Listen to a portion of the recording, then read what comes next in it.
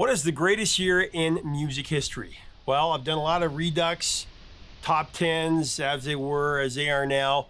But today, I'm going to do my favorite year ever, 1984.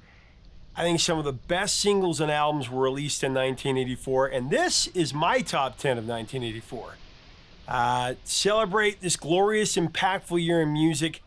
I'm counting down the 10 best songs in 1984, including so many great stories. There's one where the singer let the drummer have a go at recording the vocals, and it became the band's biggest song. There's a party anthem that most people don't realize is about God, and one where the singer hit a high note in the chorus that was so grand, he knew he would never be able to hit those notes again. Sure enough, on his next tour, he had to bring in a backup singer to nail it. We have many of the artists participating in this celebration of 1984, the 10 best songs of the year. See you if you agree with my picks. Next on Professor of Rock. Hey music junkies, Professor of Rock, always here to celebrate the greatest artists and the greatest songs of all time, especially today. Really excited about today's episode. You know, if you ever inserted a metal cassette into Teddy Ruxpin's tape deck just to see him jam out, you'll dig this channel of deep musical nostalgia. I did that a few times. Make sure to subscribe below right now. Click the white button, click the bell so you always know when our stuff's coming out. Also, make sure to go to ProfessorofRock.com to vote for the greatest band in our brackets. Sign up for exclusive content. We're going to start doing some live features there. All right, so I'm doing the top 10 songs of 1984. These are my picks. My only criteria here is that the song had to be a top 40 hit in 1984. It had to peak in the top 40 in 1984, because otherwise I'd have some really obscure songs in my 1984 list, so I'm going to go with that criteria. These are my picks. This is not the Redux. This is not as they were. We're not going to recount them down. See if you agree. I want to see what your 10 are. All right, let's start with number 10. Before we get started, I have to add, this was the toughest top 10 I've ever had to do. So many on the cutting room floor. I had plenty of honorable mentions, and I'll talk about them at the end. But let's get to it. Coming in at number 10, I have The Scorcher, Rock You Like a Hurricane by the Scorpions.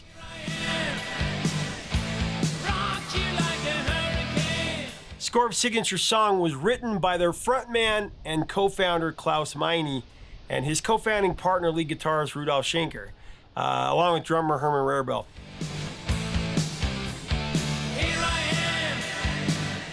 Unlike Klaus's more romantic and introspective songs, Rock You Like a Hurricane, it dives headfirst into, raw animal magnetism, embodying the sex, drugs, and rock and roll lifestyle of the boys from Hanover, most successful German rock band in American history.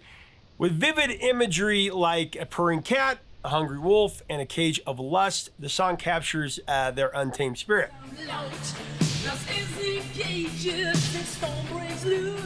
Song was originally very dirty.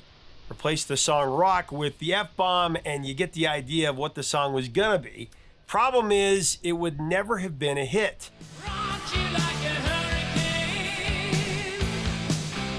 Breaking down the dynamics of the song, one key element is really the tension between the verses and the chorus. Rudolph recalls Klaus revisiting the lyrics about 9 times, trying to get this song to click right. Then on the 10th attempt, everything fell into place and they locked into the song's raw, straight-ahead power, and they got it down.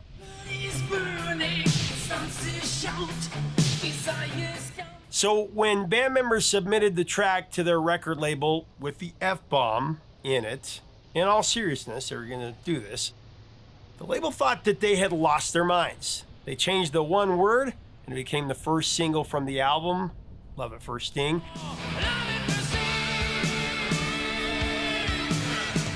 The title was tamed, but the album cover was still very controversial. So much so that the label had to put out a version with a clean cover because of complaints by Walmart, the largest record retailer in the U.S. in the 80s.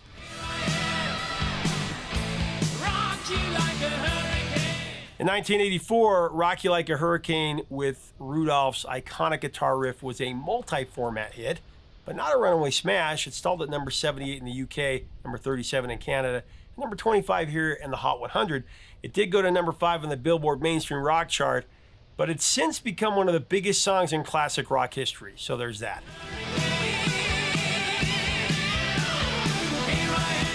Jumping into number 9. On our countdown of the top 10 best songs of '84, I've got Prince, the great one, with Let's Go Crazy.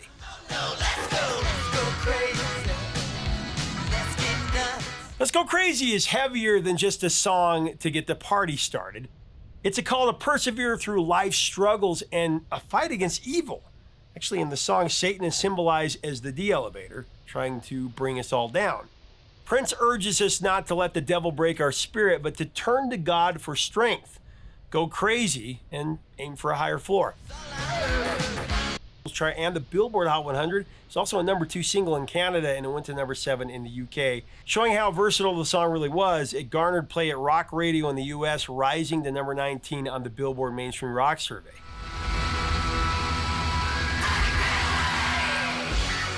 All right, I'm going to throw a curveball at you for number 8. For my number 8 song on this Best of '84 countdown, I give you the late Laura Branigan's interpretation of Italian singer Raff's hit, Self-Control.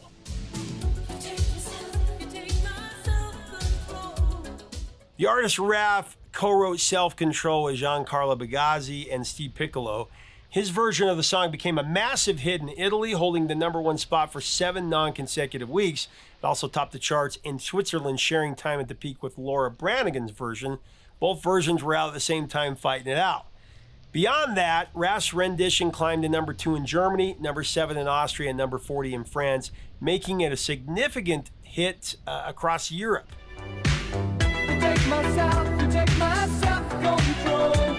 Laura Branigan's rise to fame has an intriguing Italian connection. Her first major hit was Gloria, and that came in 1982, a powerhouse English language cover of Umberto Tozzi's 1979 Italian original.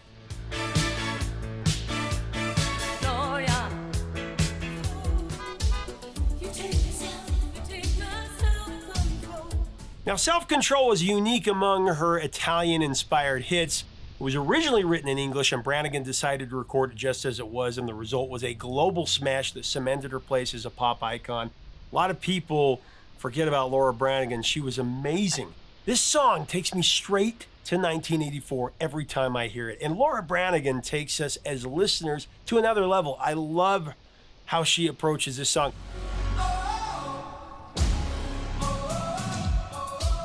Laura Branigan sadly died in her sleep after a fatal cerebral aneurysm. She was a bigger international pop star than many people realize. She had 7 top 40 hits in various parts of the world, while 2 of her 7 studio albums went gold, and one of them, Self-Control, went platinum.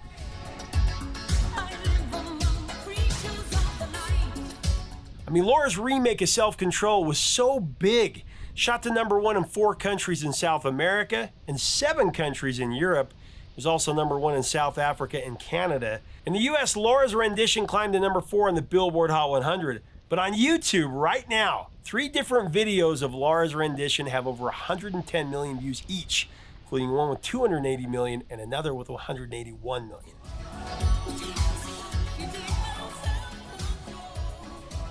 Now, continuing with our countdown of the best songs of 1984, we're motoring with Night Ranger and their power ballad, Sister Christian. I had to have a power ballad in there. Sister Christian, oh, the time has come. Night Ranger lead singer Jack Blades did not perform the lead vocal on Sister Christian. Instead, that honor went to the band's drummer, the Will Ferrell lookalike Kelly Keagy.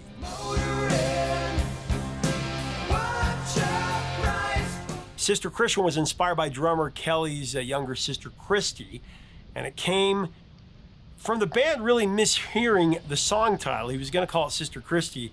Here's what they said in my interview with the band. His sister's name is Christy, and he was singing like Sister Christy all the time. I always thought he was saying Sister Christian. I'm like, that's freaking brilliant, Sister Christian. You know, I love the look of that. You know, the thought of that. Yeah, how lyrical and how poetic and how, you know, you just see a painting immediately, Sister Yeah, yeah. Christian, you know.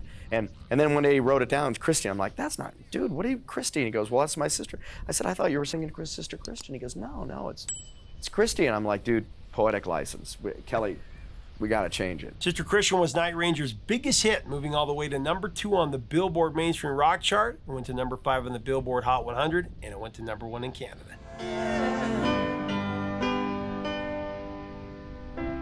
Coming in at number 5 on our countdown, it's the progressive rock band Yes and their comeback sensation, Owner of a Lonely Heart.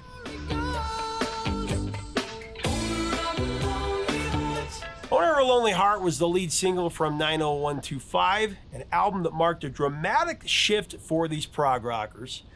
Moving away from their 70s prog rock roots, the record, produced by the innovation of Trevor Horn, embraced the distorted guitars and synthesizers that defined the 80s sounds, like new wave and prog rock mixed.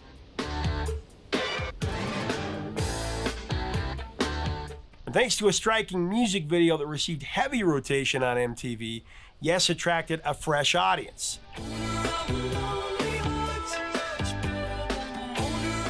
That fresh audience, really listeners unfamiliar with their earlier sprawling art rock epics that often stretched beyond 10 minutes, but it brought a lot of new fans into the pack. The song was written by Trevor Rabin on the toilet. Luckily, he had his guitar. He finished the song right there on the Porcelain God right before he flushed. Legendary record man Phil Carson was able to get John Anderson to come back into the band and do this song, sing it. Even though John wasn't a big fan of it. Here's what John told me about it. What the song's doing, you got this da da da da.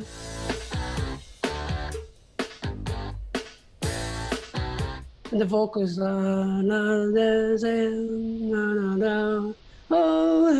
it's too slight. You gotta do it very attacking, you know, to go with the band. Da da, move it da da da da da da.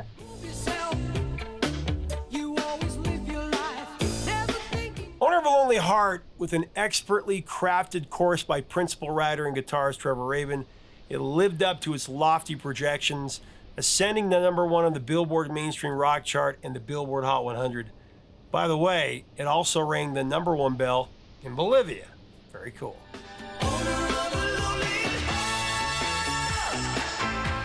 Billy Idol and Steve Stevens slide into the halfway point of our countdown of the best songs of '84 with the mysterious ballad Eyes Without a Face. Yeah, that's at number 5. Eyes without a face. Now in his memoir.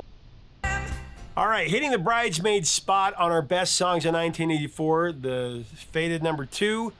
It's another striking departure from the musical repertoire of one of the staple rock bands of that era. I'm talking about Drive, the breathtaking ballad by the Cars. Who's gonna drive you home tonight? Now, Drive was written by Rick Ocasek, but he elected to have his bandmate Benjamin Orr sing the vocal, and Benjamin executed an emotional tour de force here.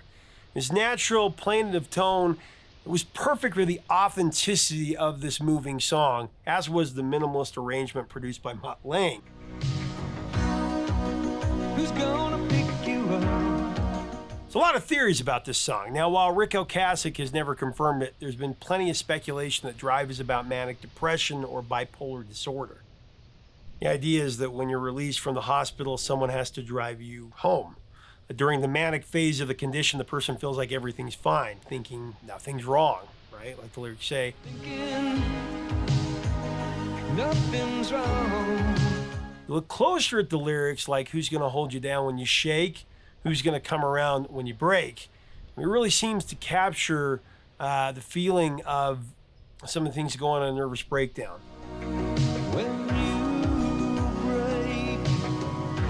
The song wouldn't have been nearly as moving and empathic if it were sung with, big notes and a towering production.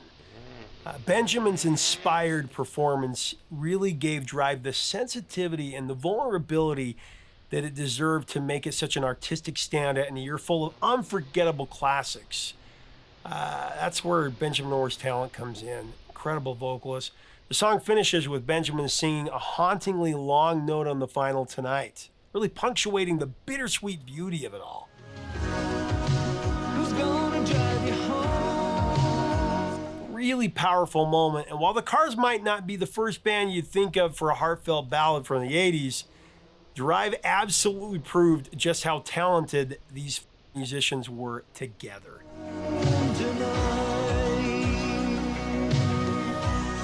So it's time to reveal the best song of 1984 on our countdown on this top 10. For me, this was an easy selection. The best song of 1984 is Panama by the mighty Van Halen.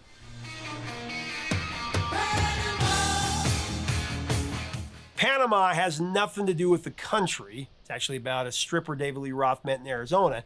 Diamond Dave explained that the song came to life after an interview in the early 80s where the interviewer accused him of only writing songs about sex, drugs, and fast cars. Now, after the interview, Diamond Dave realized, I've never written a song about fast cars. So he started working on Panama. So I'm glad for that ridiculous interviewer.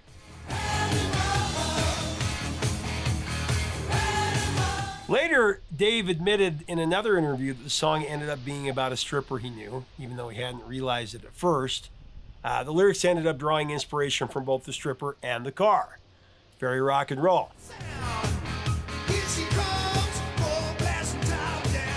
Panama was one of the first tracks recorded at Eddie Van Halen's 5150 Studios.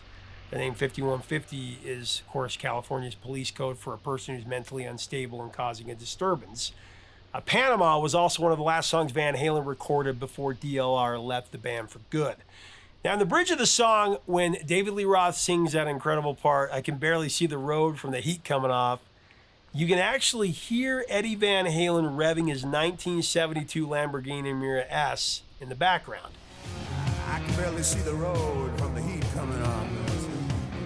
The car was backed up to the studio and the mics were set up on the exhaust pipe to capture the authentic sound for this track. Reach down between my legs. Panama nearly topped the mainstream rock chart, even though it didn't do as well on the pop charts. It idled at number 2. With its turbocharged Eddie Van Halen riff and not so subtle DLR sexual innuendos, the song was limited beyond the album rock radio format. Panama raced to number 2 on the singles chart in Argentina, went to number 13 here, should have been a number 1 hit.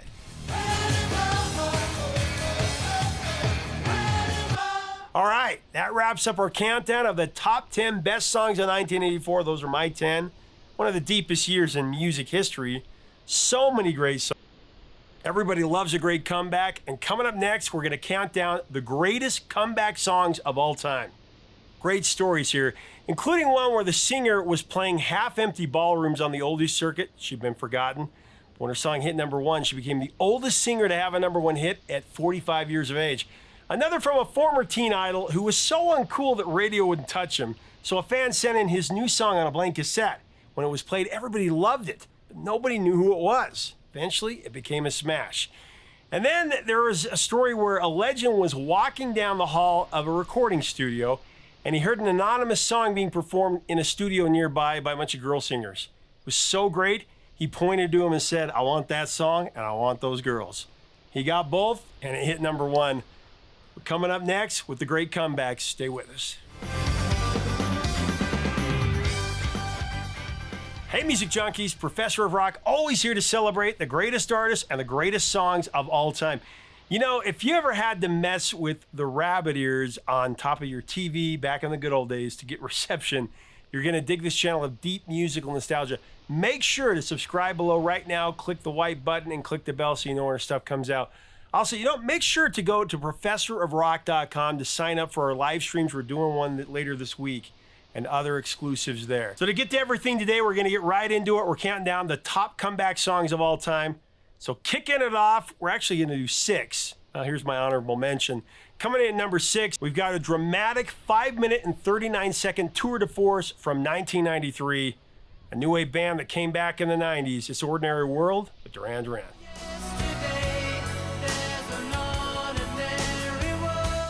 It was in 1986 when Simon Le Bon lost his close friend David Miles. It was a loss that left a mark on his heart and would quietly weave its way into his music.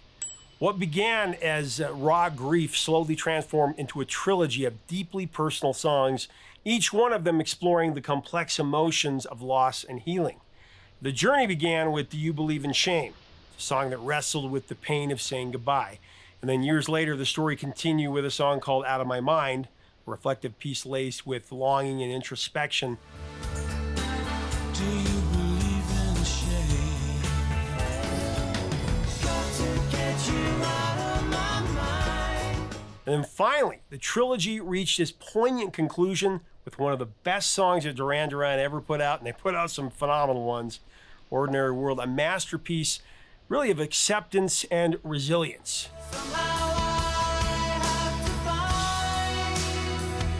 The heart of Ordinary World lies in its search for a sense of normalcy amidst life's chaos. The song draws its inspiration from the phrase ordinary world, serving as both a longing and reflection of the band's desire to find balance in turbulent times. Simon described Ordinary World as capturing the perspective of someone who suddenly finds themselves in a world gone mad, yearning to rediscover the familiar and comforting ordinary world they once knew. It's a poignant exploration of loss, identity, and the universal need to anchor ourselves in something real. For years, Laban kept the inspiration behind these lyrics close to his chest, choosing not to share the deeply personal story behind them.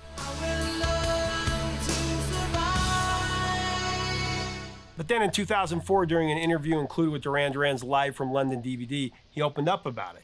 He revealed that these songs, though they seemed universal in their themes, were born from his own grief after losing David, a testament to the enduring bond of friendship and the power of music to process and heal.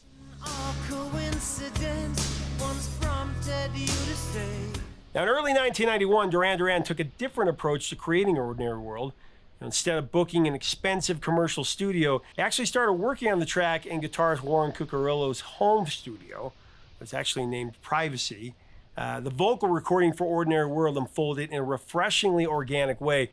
Simon Laban actually stood at the center of the room. He was surrounded by the band, who offered harmonies and feedback as the process evolved. The lead vocals were captured over multiple takes, but perfection really wasn't the goal here. Instead, Simon Laban focused on timing, letting emotion and authenticity take the lead.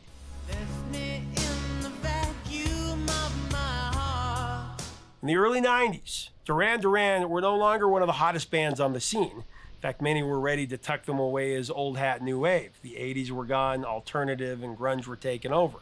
The band's own label, Capitol Record Group, they had their doubts about whether Ordinary World would connect at all. To test the waters, though, Duran Duran's record label quietly leaked Ordinary World to a few stations in Florida. The response was electric. Listeners could not get enough. The song quickly gained traction, spreading across the U.S. airwaves while earning heavy rotation on MTV and VH1. This further amplified its momentum.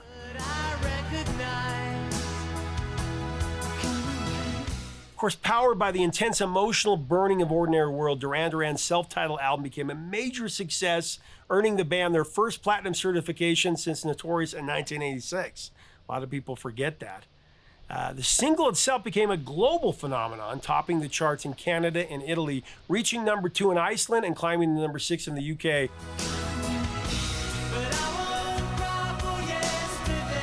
Here in the US, it soared to number 3 on the Billboard Hot 100. And at one point was the best-selling single across Europe, a true testament to the enduring appeal of the band's reinvention. I think it's Duran Duran's best song myself.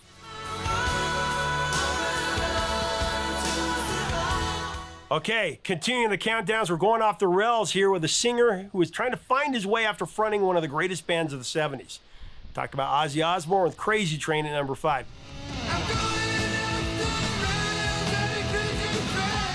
In 1979, Ozzy Osbourne hit rock bottom. After being kicked out of Black Sabbath, the band had defined his career. He found himself spiraling into self-destruction.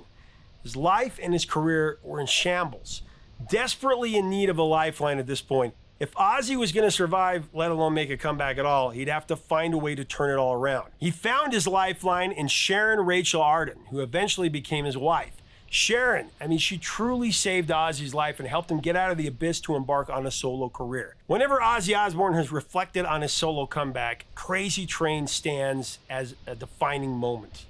The track, it not only marked his triumphant return after parting ways with Black Sabbath, but it also showcased the iconic guitar riff crafted by his then guitarist Randy Rhoads.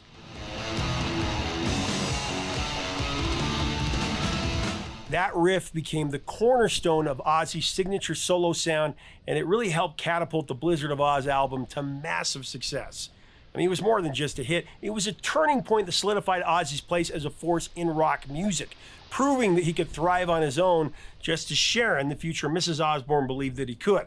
In Crazy Train, Ozzy Osbourne poses a simple yet forceful question. When are we going to learn to love in a world that seems to have lost its way?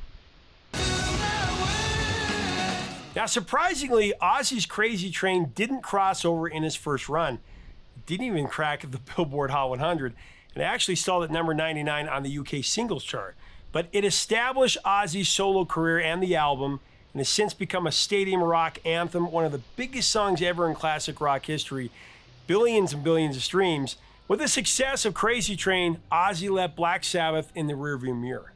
He came back with a renewed purpose, and he became a true rock icon.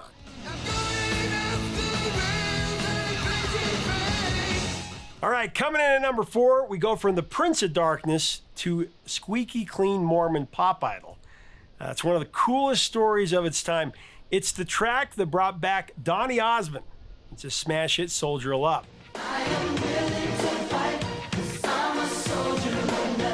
Donny spent much of the 80s away from the spotlight after being a big teen idol in the 70s. Frustrated by being typecast as a teen idol and wanting to focus on raising his family. Now, during this time, his brothers took on the task of handling the family's debts from their late 70s TV show and the costly Utah studios they'd built. I've actually been there. By the late 80s, with the debts cleared and older brother Alan Osmond's 1987 diagnosis of multiple sclerosis that put a stop to the family's touring, Donny made his return to the studio. Now, a year later in 1988, Donny signed a deal with Virgin Records in the UK where they released his self-titled album with Soldier of Love as the lead single. Unfortunately, the single only made it to number 29 and Virgin dropped it.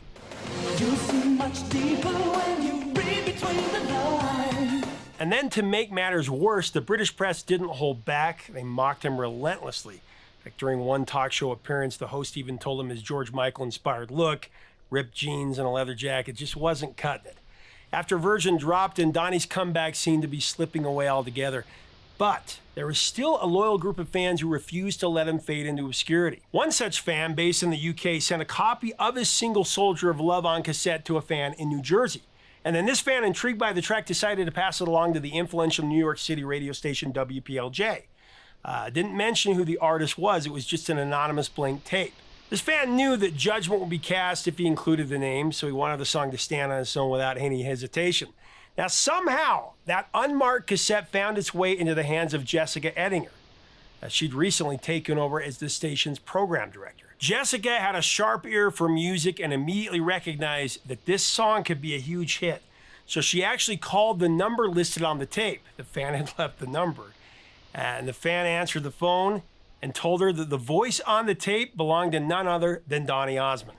Like a shot in the dark when the going gets rough. So in a stroke of promotional brilliance, Jessica decided to follow suit and air the song as a mystery artist track, inviting listeners to call in and guess who it was. Now the phones lit up instantly with guesses ranging from everybody from George Michael to Boy George. The buzz was electric and the song quickly became a staple on the station. When the big reveal came, the voice belonged to Donny Osmond, it sent shockwaves through the industry. American labels scrambled to sign him, and Capitol Records came out on top. They wasted no time. They released the single nationwide and pushed it to radio stations, many of which eagerly followed WPLJ's lead. It's a state of the heart. You're a soldier of love. Just like that, Donny Osmond was back in the spotlight. Soldier of Love, that was the creation of Carl Sturken and Evan Rogers, a songwriting and production duo juggling multiple projects while trying to launch Rogers' solo career. They scored minor hits with Gavin Christopher's One Step Closer to You and Karen White's Facts of Love, but their success in R&B was starting to pigeonhole them as genre-specific writers. a label that they didn't really want. So when the opportunity to work with Donny Osmond came along, they saw it as a chance to break into the pop world and eagerly took the gig.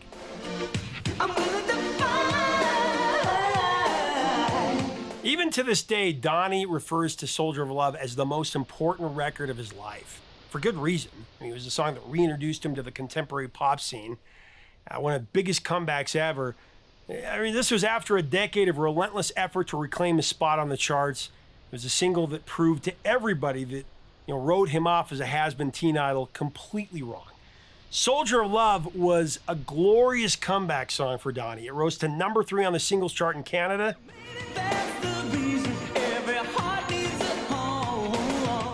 It just missed number 1 on the Billboard Hot 100, reaching number 2.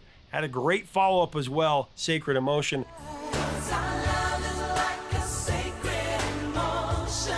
Now, I've never been a big fan of Donny's music, right? I like this song, okay? But I'll tell you something. Donny Osmond, I went and saw him live a couple of years ago. He and Marie in Vegas. My mom was she was in love with Donny Osmond, so I took her and my dad to this concert with my wife. I tell you what, I was blown away. I could not believe. Donny Osmond's incredible. He's an incredible live performer. Not only a great singer, but a great performer. He danced his ass off. And he's in his 60s. Just incredible. It's one of the most incredible performances I've ever seen, really.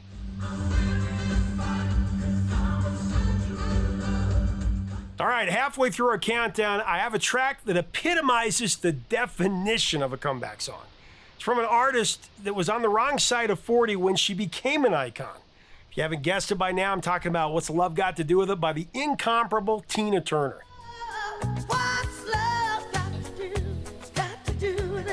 Now, What's Love Got to Do With It was written by Graham Lyle and Terry Britton. It was recorded by Tina Turner for her 5th studio album, Private Dancer, released in May of '84. It became Tina Turner's biggest selling hit. What's love but a second-hand emotion? Before Tina recorded it, the song really struggled to find its footing, and Tina actually didn't like it at all, initially. Terry Britton and Graham Lyle had written several hits for Sir Cliff Richard, including Devil Woman and Carrie.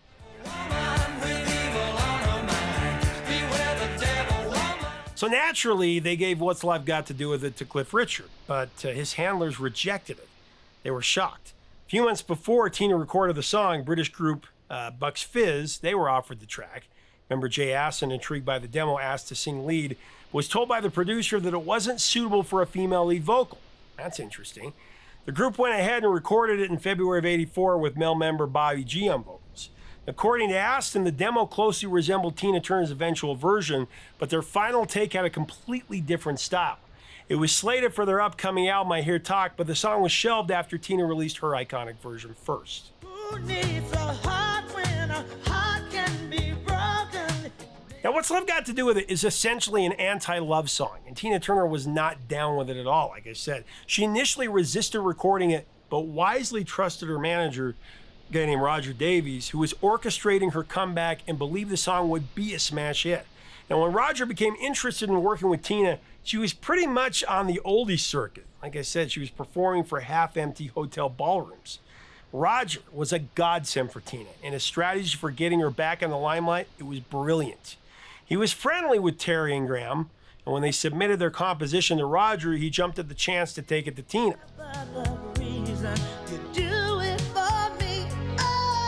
While Tina had achieved a top 30 hit in late 1983 with her cover of Al Green's Let's Stay Together, What's Love Got to Do With It marked her first and only Billboard Hot 100 #1 single. It sold over 2 million copies worldwide. And at 44 years of age, almost 45, Tina Turner set a record as the oldest solo female artist to top the Billboard Hot 100. What's love got to do with it?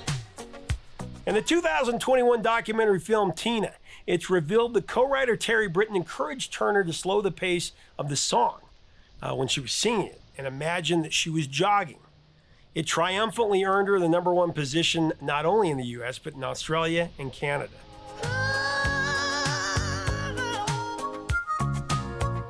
It also earned Grammys for Record of the Year, Song of the Year, and Best Female Pop Vocal. That's back when the Grammys actually meant something to us.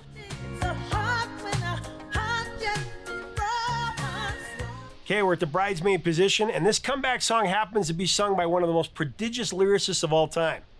But he actually didn't write it. At number 2, I got Smokey Robinson with Just to See Her.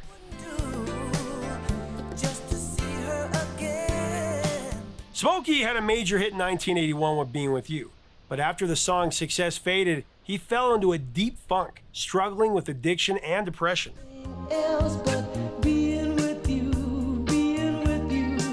And things took an even darker turn in 1984 when his close friend Marvin Gaye was tragically shot and killed by his father. This loss devastated Smokey, pushing him further into the depths of his cocaine addiction. Then a bona fide miracle happened to the leader of the miracles. Here's what Smokey told me about it.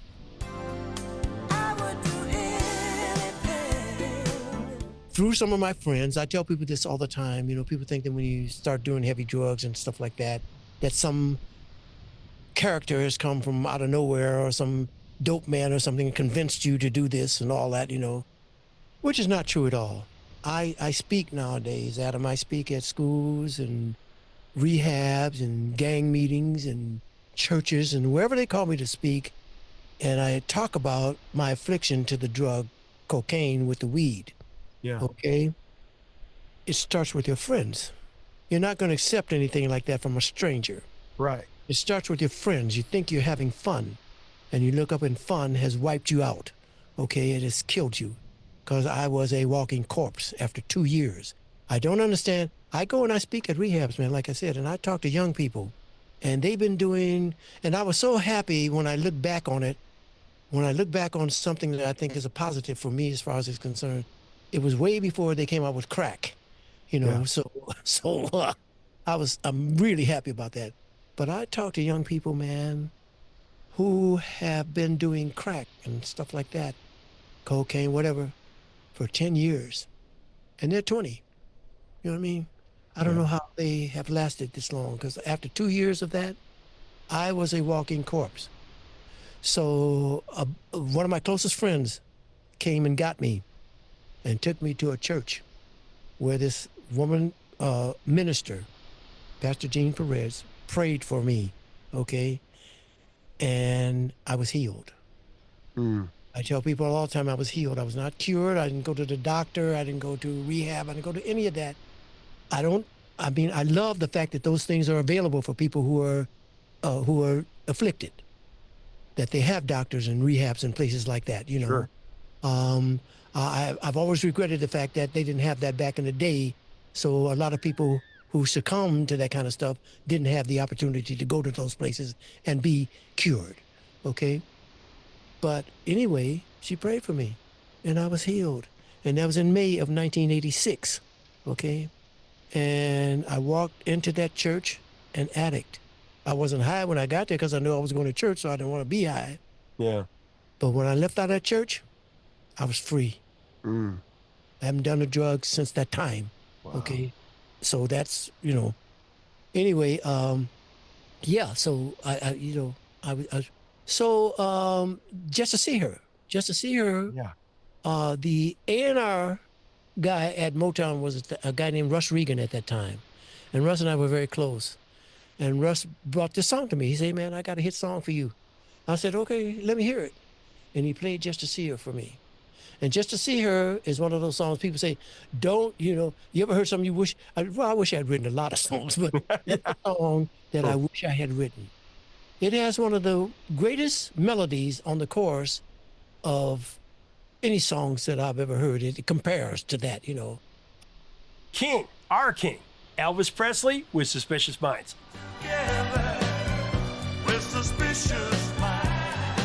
Suspicious Minds was written in 1968 by Mark James, who also co-wrote Always on My Mind. Of course, Elvis recorded that in 1972. We got a phone one today. Get ready for a journey back to the 80s. You know, when artists weren't afraid to join forces in unexpected and unforgettable ways. On this edition of Professor of Rock, we're counting down the top 5 most interesting, most absorbing duets of the neon decade. From surprising combinations to boundary-pushing sounds. You know, in one strange duet today, a legend thought the demo of the eventual #1 song was dreadful. He had no... Everybody loves today's song. though it was recorded several times and didn't go anywhere. In fact, in 1974, it was released and it was a total flop. Now, it was written about an old-time movie star that the newer generation didn't really know, but 7 years later, it was re-recorded in the 80s with a completely different arrangement. It added an undeniable stories coming up on Professor of Rock Patreon. That helps us to keep it a daily channel, helps us to get more interviews, ultra catchy, and working as a session vocalist. Her first chart hit was a duet with Gene Cotton, You're a Part of Me. That did score a number 34 ranking on the Billboard AC chart. Fall in Love with a Dreamer. Love. And finally, she was getting, some traction.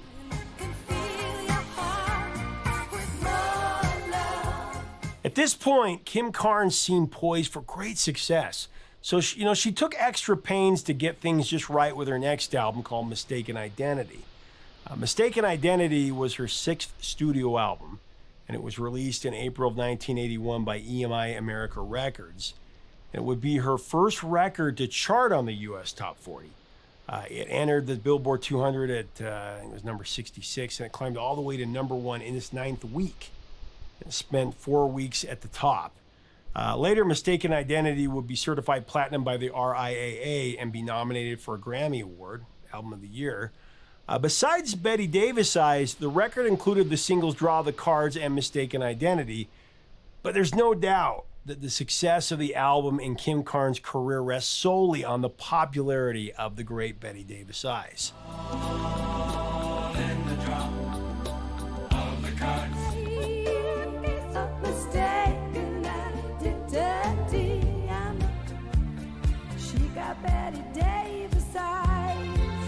But going back to the original cut of the song, as I mentioned earlier, it was written by the songwriting team of Jackie DeShannon and Donna Weiss. Now, according to DeShannon, she got the idea for the song when she was watching the 1942 Betty Davis movie, Now Voyager.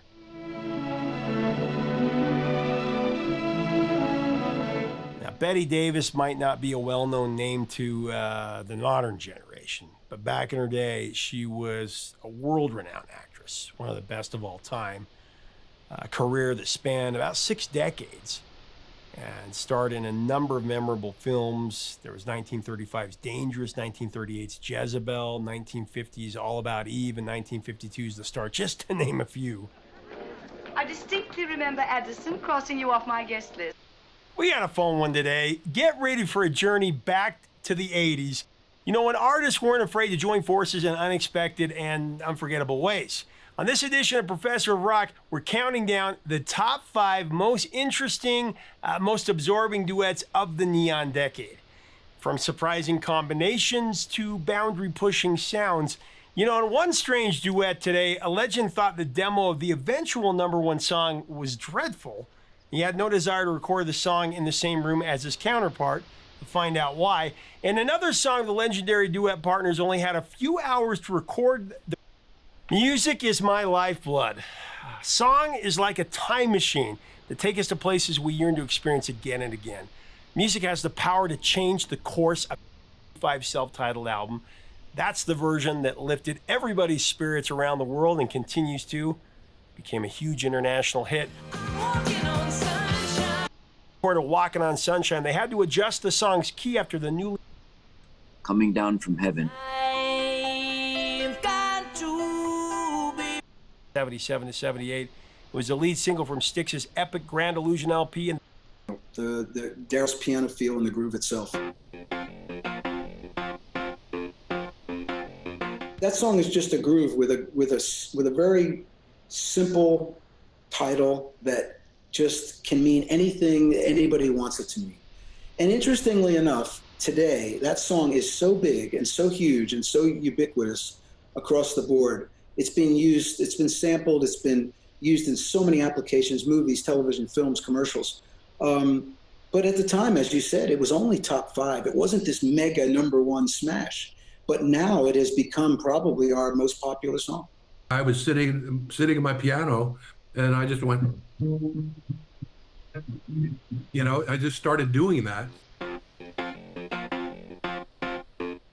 And then and I couldn't think of what to sing over it, and I started going, "You make my dreams," and I thought, that's kind of a cliche. And then I wrote, Sarah Allen and I wrote the words, and they were rather high blown words, but then it came back to "You make my dreams," so it kind of balanced it out lyrically. It was direct and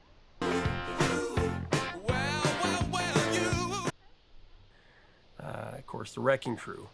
The Beach Boys themselves didn't play any instruments on the track, actually. The sessions consumed about 90 hours of studio time and 70 hours of tape, with at least 12 musicians contributing. Tough to say exactly who's on the final record, but some of the players included Glenn Campbell on lead guitar, Hal Blaine on drums, Larry Knechtel on organ, and Al DeLore on piano. When the Beach Boys hit the road, Brian played bass, but for the Good Vibration sessions, he brought in the legendary Carol Kaye to play bass guitar and Lyle Ritz for upright bass. Carol Kaye shared in an interview that Brian did the very first take with Ray Pullman at Gold Star and decided to scrap it. For the next 12 sessions, totaling 36 hours, he never changed the bass part. He changed everything else, but not the bass.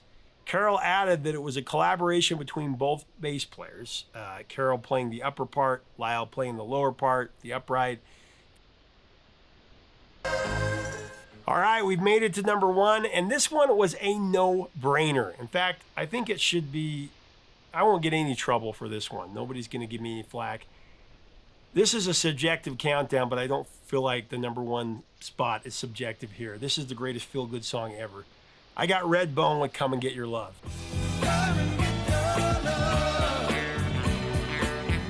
And Come and Get Your Love possesses catchy musical elements that just stick in your brain once they've made their way in, and it stays there. A big part of it is the call and response, especially that long hail. They get shouted back a few times throughout the song, even at the start.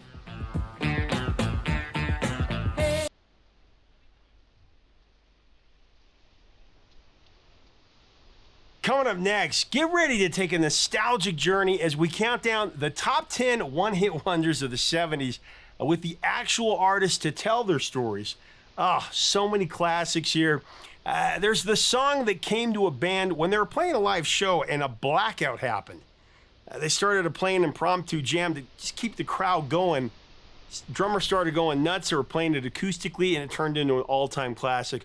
Or there was when one of rock's biggest legends wrote a song that he knew would be a smash for himself, but he gave it to one of his favorite up-and-coming bands because they were struggling, they're about to break up, they needed a hit. Or the singer that wrote a song as a joke after he heard a band member. So let's get into this. At number 10, it's the feel-good treasure banjo jam, Sweet City Woman by Stan Peters. Sweet city woman. Man, this one goes a long way back.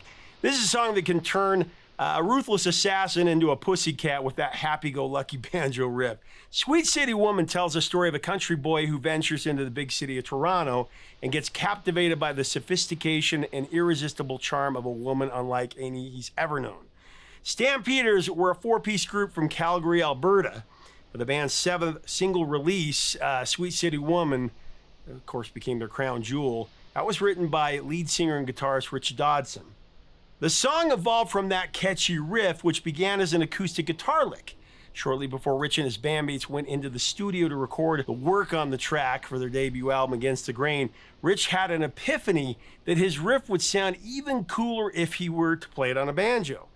Now, Rich was a guitarist. He didn't play the banjo, so the idea of plucking a bass up his sleeve. Sorry, I had to go there. It's called New York Groove, a funky dance track written by singer-songwriter-producer extraordinaire Ross Ballard. This caused a blackout across the entire island. The emergency lights kicked in. So back to the countdown at number 7, it's the Alan Parsons-produced classic hit, Magic by the Scottish band Pilot. Ho, ho, ho, it's magic.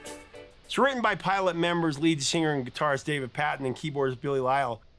Before they struck gold with Magic as the principal members of Pilot, Patton and Lyle were fill-in members of the Bay City Rollers. Never been away, hey. Never seen a day break. And of course, Alan Parsons engineered Pink Floyd's Landmark, The Dark Side of the Moon album, and the leader of the Alan Parsons Project.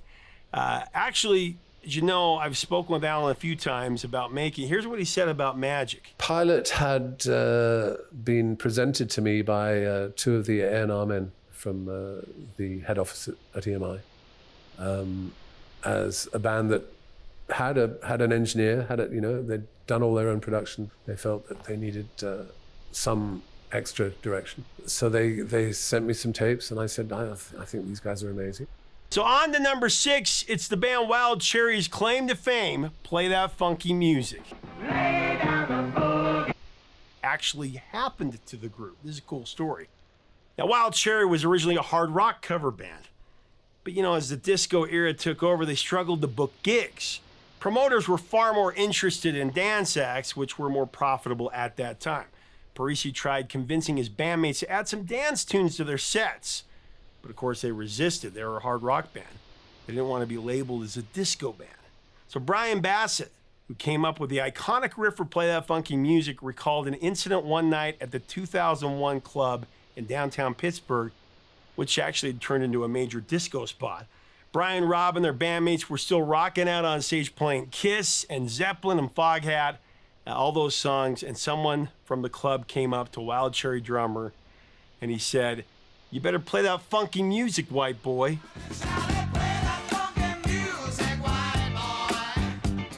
Play That Funky Music was the leader of the pack on the Hot Soul Singles Chart and the Billboard Hot 100 in 1976. The track also rose to number 2 in Canada, and it went to the top 5 in the Netherlands, New Zealand, and Australia. So halfway through our countdown at number 5, it's one of the biggest snubs for the Rock and Roll Hall of Fame currently. I'm talking about Warren Zevon. Coming in at number 4, it's a song that was actually written as far back as the 1800s. Of course, now it's a rock classic. If you haven't guessed it by now, I'm talking about Black. Coming in at number 3, it's one of the greatest sing-alongs of the 70s, and a song from a band that, while a one-hit wonder here, had several big hits in their native land. It's All the Young Dudes by Mott the Hoople.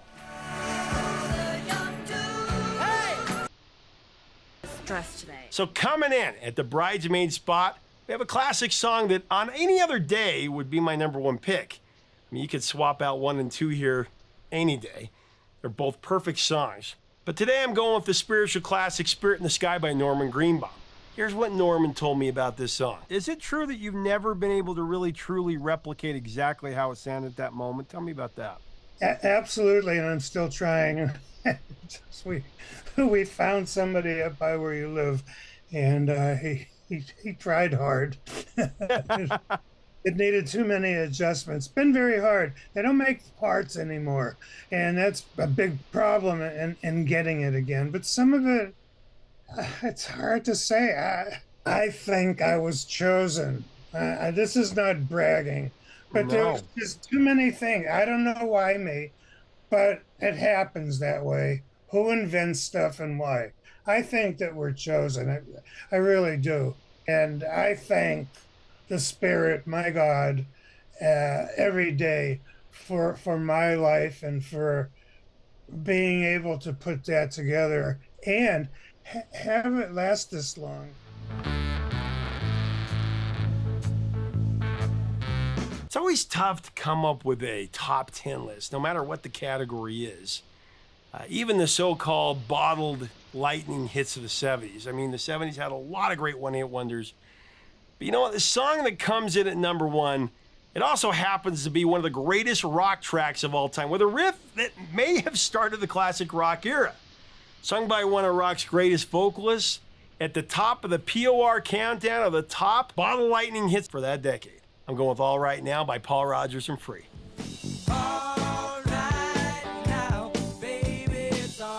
Of course, I talked to Paul at length about this song. Here's what he said about the number 1 song on the countdown. So I said something simple like all right now, like that. I said, well, maybe that should be the chorus. All right now, baby, it's all right.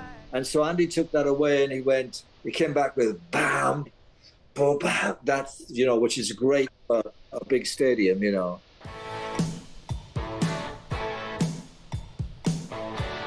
So I wrote the lyrics, and I had to, okay, so it's all right now. What happened before then, you know?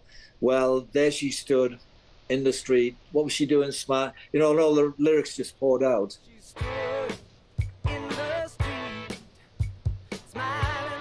And we did it that night, and the audience just loved it. And they called for it again. We opened with it. They wanted it at the end of the set again. So knew it had something. All Right Now shot to number 4 on the Billboard Hot 100. It went to number 1 in Denmark and Sweden. Went to number 2 in the UK. It's hard to believe that they were a one-hit wonder here in America. Of course, they weren't together that long. But, of course, it's become one of the most influential songs of the rock era. This is a good one. Coming up next, the story of the glam rock movement, if not the top. But after a 3-year dry spell with no hit singles, it was the unorthodox mini rock symphony Love Is Like Oxygen that catapulted the band Sweet back into the international spotlight. Love is like oxygen. The iconic riff from Andy Scott is easily the most unforgettable part of Love Is Like Oxygen. But there's so much more to this track than just, a catchy guitar line.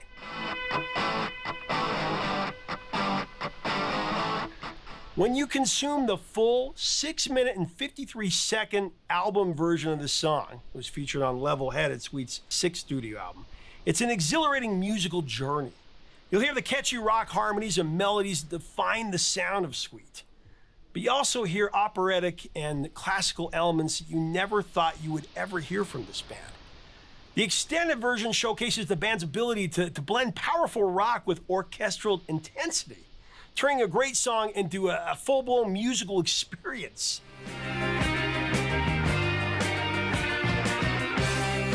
I mean, Sweet was smoking hot in 1975. They had back-to-back hits from their album Desolation Boulevard. The lead single from the record, Fox on the Run, soared to number 2 in the UK, and it went to number 5 here in the Billboard Hot 100. Was followed by the rip-roaring banger Action, which peaked at number 15 in the UK and number 20 here.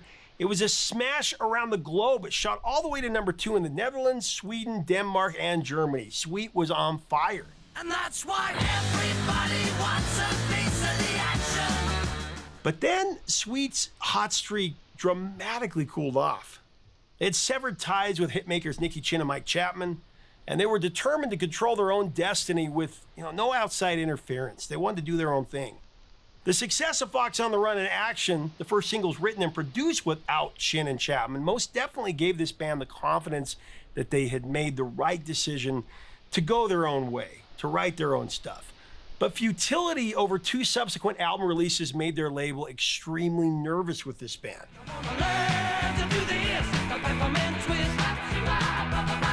Lead guitarist Andy Scott wrote most of the lyrics for Love Is Like Oxygen in '76, but then he tucked them away because he really hadn't come up with the right music to bring to his bandmates to record. So in late 1977, Sweet was in Paris, France at the Chateau Studios. They're getting ready to record what became Level Headed. One night, drummer Mick Taylor, singer Brian Connolly, and bassist Steve Priest had left after a long day of recording. And Andy, he stayed behind to continue working on some tunes. A young sound engineer at the studio by the name of Trevor Griffin took advantage of the opportunity to play Andy some keyboard parts that he'd been composing. The music was more classical than it was rock and roll. Trevor's concept was to create a symphonic rock piece, something along the lines of the progressive rock of Supertramp at the time, with a dramatic double arpeggio sound.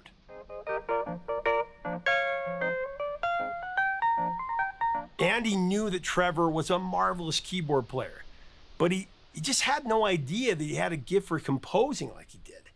He was shocked by what Trevor played for him. It was spirited, it was beautiful, it was fresh. As a fellow musician, Andy appreciated the artistry behind this. Although it was a much different style than what Sweet was known for, Andy thought there was potential for it to be crafted into something really cool.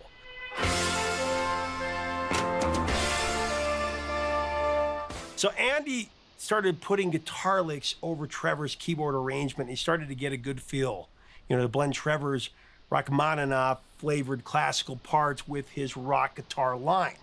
He went back to his flat and he dug in on the music on the 8-track at his home studio. And he suddenly remembered his lyrics for Love is Like Oxygen. Had that in his back pocket. And he fashioned the lyrics around the music track that he and Trevor had constructed together, performing the vocals himself. Some things are better left unsaid. The following Monday, he played the demo of Love is Like Oxygen at the Chateau for his bandmates. Now, when the nearly 7-minute demo faded out, there was complete silence in the room. Andy recalled that it was drummer Mick Taylor that spoke first. There it is. Let's record that. He was excited. Love is like oxygen. Andy and Trevor instructed Steve Priest to play the bass parts in more of a classical style, and in the midsection of the song, Mick played on a timing bar using only a hi-hat. There was no click track. Mick, who was blessed with the ability to sing in a higher range, joined Andy to sing the chorus of the song. It was just exquisite. And now all they needed was Brian to sing the verses. Now, this was a challenge at that moment because Brian Connolly, he'd become increasingly unreliable. You know, his drinking problem was only getting worse, and there were many days when Brian didn't even show up for recording sessions. Andy told the band's manager to sober Brian up and get him to the studio the next morning because they needed a great vocal from him. Now, fortunately, Brian made it to the studio, and he delivered what Andy called his best vocal performance, and I have to agree. Always comes before a fall. You know, the avant-garde style of Love is Like Oxygen, that marked quite a departure for Sweet, right? Which is exactly what intrigued Andy Scott about the track in the first place. To refine its unique sound, he brought in the talented pianist Jeff Wesley to perfect the arrangement. Andy had a strong feeling that Jeff would bring that final polished touch, and his instincts couldn't be more spot on.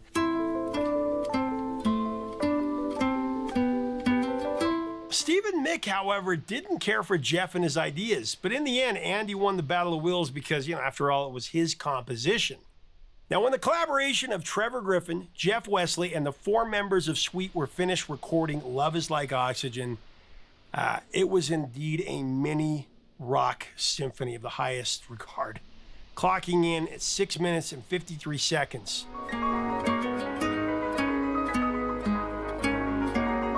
The Sweet Quartet submitted 8 or 9 songs to their manager, David Walker, and the A&R team of their record label to discuss what would make the final cut for the album, Level-Headed. Much to their chagrin, though, David and the A&R guys didn't hear a hit amongst those. They told the band they needed the money song. Do you have anything else, is what they said. So this is when Andy made them aware of Love is Like Oxygen. He didn't even send it to him because he didn't think it was commercial enough. He said to him, "We do have another track that we recorded recently, but it's very different." He just didn't think the song was commercial enough to be a single, so he never sent it to him. So when Andy played the recording for David Walker and the label Tastemakers, they flipped out. David said, and I quote, "Where have you been hiding this song?"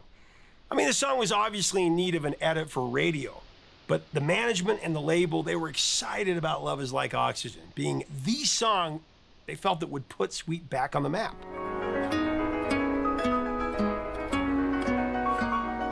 As the lead single from Level-Headed, Love is Like Oxygen steadily climbed the charts, becoming Sweet's 3rd all-time best-selling single, behind only Fox on the Run and Ballroom Blitz. It was indeed that magical track that ultimately brought the band back to their former glory. They were ready for another shot at the title.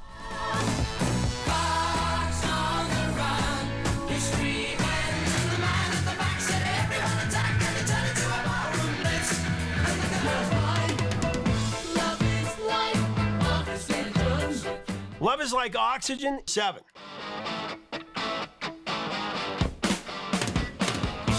The radio edit of Love is Like Oxygen is a tight rock hit, but it is a redacted version of the remarkable symphonic brilliance of the album version.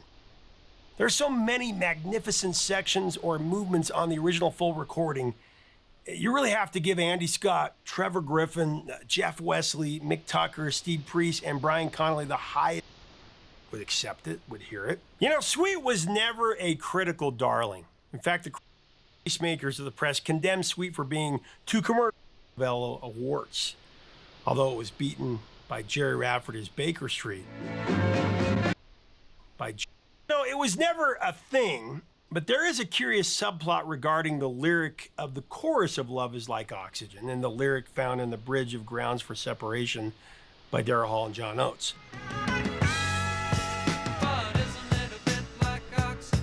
The chorus in Love is Like Oxygen is, love is like oxygen, you get too much, you get too high, not enough, and you're gonna die.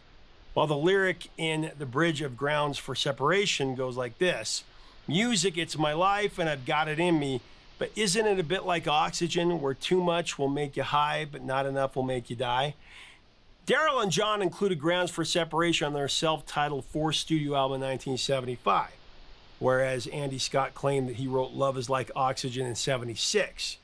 Again, no issue was brought forth about plagiarism, but the lyrics are kind of similar there. Makes you wonder a little bit. Sometimes you get the same inspiration at the same time. Build up new momentum with a musical progression that should have propelled the band into the 80s and well beyond. But, and that's a big but, there was a growing problem with Brian Connolly's serious alcohol issue. It had gotten much worse since he was nearly beaten to death years before. Now, we covered this in an earlier video about Sweet, but to give you a recap, during the sessions for the Ballroom Blitz, Brian Connolly was the victim of a vicious attack on High Street in Staines, England. The details of the attack was mixed. Andy Scott claimed that Connolly was just trying to protect his Mercedes from a couple of dorks who were stomping on the hood of the car. Steve Priest gave a more sinister account, though. He said that Connolly was the target of a setup job. According to Priest, Connolly was being tailed by unknown persons who waited until he parked his car at a pub to buy some cigarettes.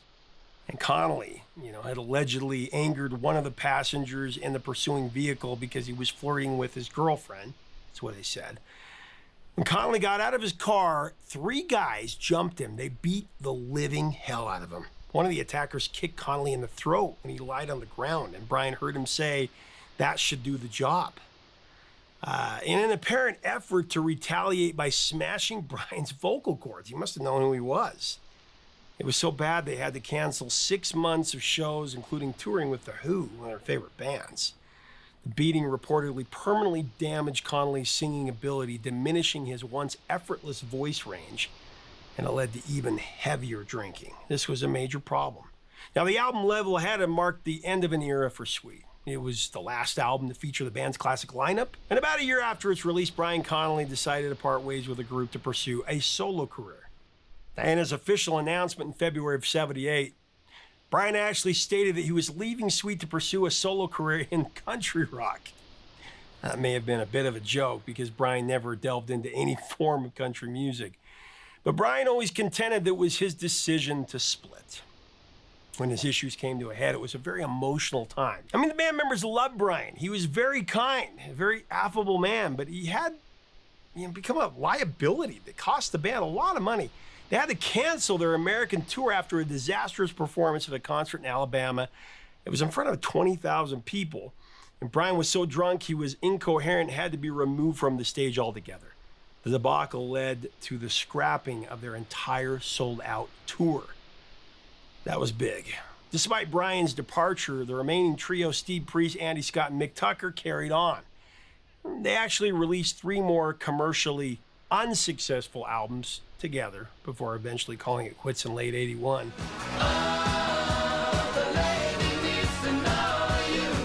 In what should have been their big comeback, the band sputtered.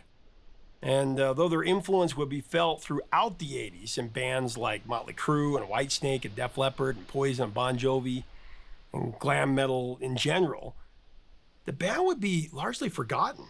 This has always perplexed me. Sweet was easily one of the most influential bands of the 70s. They sold 35 million records. They had 15 hits, huge hits. We still hear them today. So why did they disappear from the zeitgeist? Why are they a mere footnote in rock history? Why aren't they in the Rock and Roll Hall of Fame? Let me know your take in the comments below. The truth is, even if Brian had stayed with them, the band would have faced some hard times because his health was getting worse and worse and worse. Let me explain. After the band splintered with Andy assembling his own group that he presented as Sweet, Steve did the same thing when he moved to LA, while Brian and Mick bounced around with various incarnations. Brian's health rapidly deteriorated after he left Sweet. At one point, he was rushed to the hospital where he experienced, get this, 12 heart attacks before he miraculously recovered. Still, Brian's life was cut short because of his alcohol abuse, because of getting attacked, because of his health. He died from a stroke and a massive heart attack in 97, just shy of his 52nd birthday. 5 years later, in 2002, Mick Tucker died from leukemia. He was only 54. Steve Priest, whose deep voice delivered the Gonna Die reprise in the chorus of Love Is Like Oxygen, was the next core member to go. He died in 2002 at 72.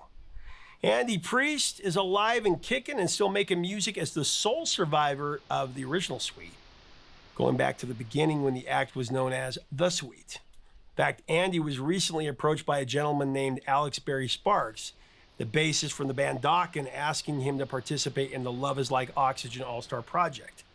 As a co-writer of the track, Andy was asked to perform on a 16-minute modern reimagining of Love Is Like Oxygen by a group of all-star musicians. Joining Scott and Sparks were Simon Phillips, Michael Schenker from Toto, Friedrich Akison from Opeth, and Tony Carey from Rainbow.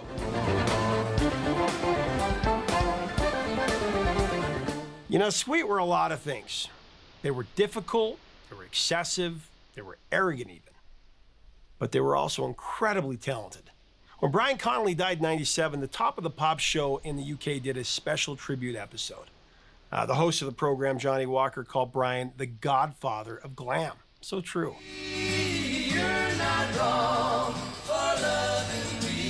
In their prime, the four members of Sweet, Mick Tucker, Steve Priest, Andy Scott, and Brian Connolly, were an extraordinary band. They evolved from what the critics called bubblegum with Little Willie, their highest charting single in the US at number 3,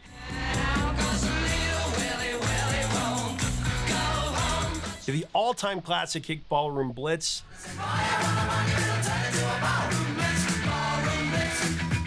to the inspired mini rock symphony with their last hit, Love Is Like Oxygen.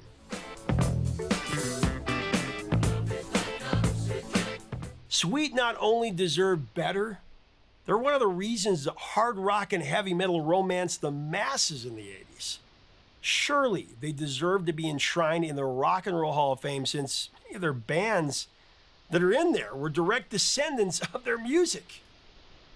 Time will tell.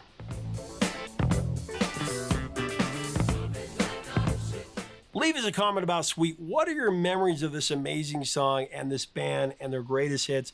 Let's have a great discussion below. How are they not more revered? I just don't get it. I've always been a fan of Sweet. I think they're one of the great bands of the 70s. Let's have a great celebration below. What do you think happened? Why aren't they more known? Let's have a great discussion. If you like our content, we invite you to come around, subscribe, be a part of this. Till next time, 3 chords and the truth, my friends.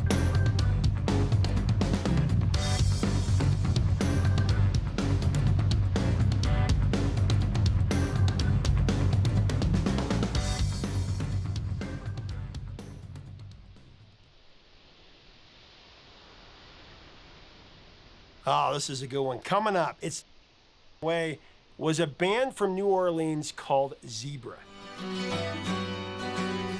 We sailed away. Now, Zebra burst onto the scene with their debut album. It racked up over 600,000 sales. Great for a debut. It landed 2 solid hits on the mainstream rock chart. These guys were being compared to Zeppelin and Rush. But then things went downhill. By their second album, sales had dropped to half, and their third was a complete flop, and then they just disappeared. So what happened? We're going to dig into the story and figure out why this band had such a strong start and then took such a drastic nose down. Randy reflected on those early days, saying, back then we were actually a 4-piece called Maelstrom. We had a keyboardist tinkering with sounds that felt like home. Just a few months after Zebra's formation, the band extended their reach beyond New Orleans, adopting the tri-state area as Zeppelin, the Stones, Pink Floyd, and quickly the word spread. Very soon, Zebra had developed a loyal and passionate fan base, following in every sense of the word. Every single week, fans would flip through the pages of East Coast atmosphere the Zebra created on stage. Felix Hanneman. They had it was a stigma that further fueled the constant comparisons. Before they inked the contract, Randy Jackson and Felix Hanneman They had already crossed paths with Zeppelin, their idols, on more than one occasion. This, of course, deepened the connection between the two bands. Now, the first time they met, Robert Plant, Jimmy Page, one of their heroes. They'd find out later. The story goes that Zebra's attorney had brought Bonham to one of their shows on Long Island that features a young Jason Flom. To Kid Rock, to Katy Perry, Matchbox. Jason, who's still signing acts today, possesses what might be the sharpest ears in the music industry. He's built a career out of spotting talent before anybody else. The New Yorker once praised him for his knack for delivering monsters, a nod to the iconic acts he's nurtured over the years. I mean, from Lord to Kid Rock, to Katy Perry, Matchbox 20, Jewel, Hootie and the Blowfish, so many more. In fact, Zebra was his very first signing.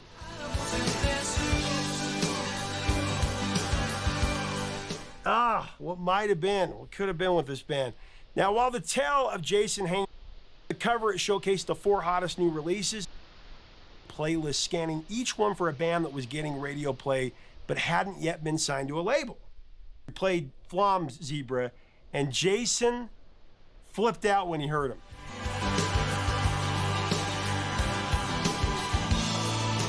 His ears perked up instantly. This was it. This was his chance. Holy crap, this could be my big break, is what he was thinking. Now, desperate to connect with the band, he asked Buchanan, how do I get a hold of these guys? Without missing a beat, he replied, hold on, I'll get them on the other phone. Better. When Jason got a demo from Randy Jackson, he made a cassette of the music, and he wrapped it up in a piece of paper, and he put it on the desk of Doug Morris's assistant. Doug happened to live on Long Island. He popped Zebra's tape into his car stereo. The song Who's Behind the Door came on.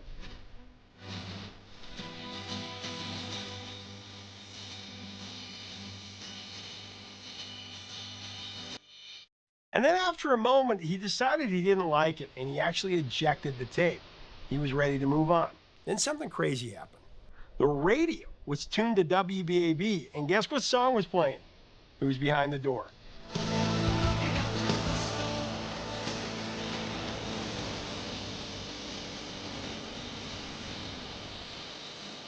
The very song he just pulled out of his tape deck.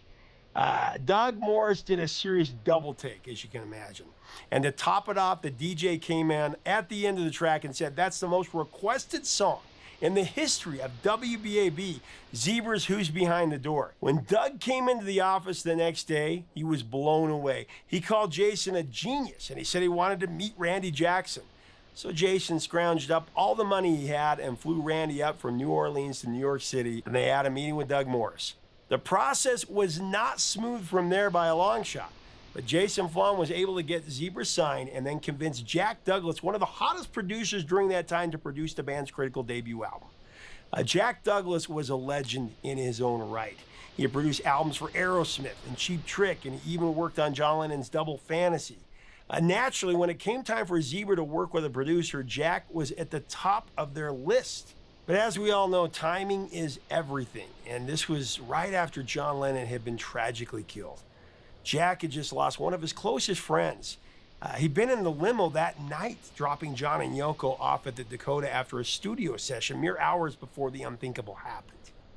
The Zebra guys had never worked with a producer before, and while they were eager to collaborate with Jack, they knew that he was dealing with an enormous loss. It was a heavy time for him, and they weren't sure how it would all play out. Well, as far-fetched as it seemed, Jack Douglas agreed to produce the album of this unknown band. It was a really bold move, but his involvement brought instant credibility to Zebra.